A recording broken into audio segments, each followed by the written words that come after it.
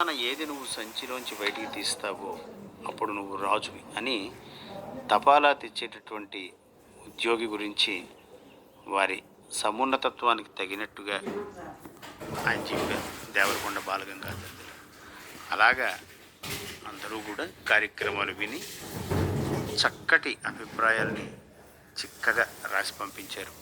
ముందుగా షీరాపు తన్విక, వసుంధర, చార్వా, కలివేలు, మంగమ్మ, షీరాపు శ్రీనివాసరావు, శిరీష, అమజూరు శ్యామ్, శౌర్య వీరందరూ కూడా శృంగవరపుకోట గ్రామం నుండి రాస్తున్నారు.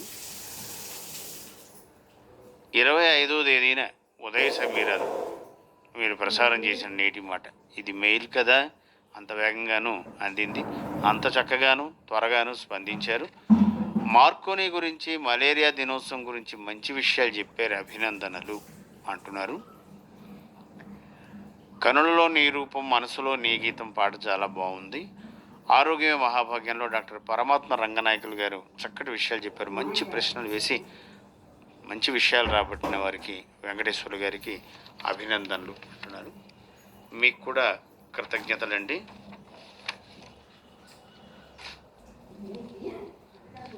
కార్డులు కూడా చిన్న చిన్న కాగితాలు, బుజ్జి బుజ్జి ఉత్తరాలు, తోకలేని పిట్ట 90 ఆమడలు పోతుందని ఉత్తరాల గురించి మనకి పొడుపు కదా. అలాగా ఇవన్నీ కూడా ఎక్కడెక్కడి నుంచో చక్కగా ఎగిరెగిరి వచ్చి ఆకాశవాణి శాఖల మీద వాలే తుమ్మలపల్లి వారి వీధి నుండి రాస్తున్నారు. చింతలపూడి రాంబాబు గారు, కాకి అబ్బారావు గారు, మహమ్మద్ హుషేన్ గారు.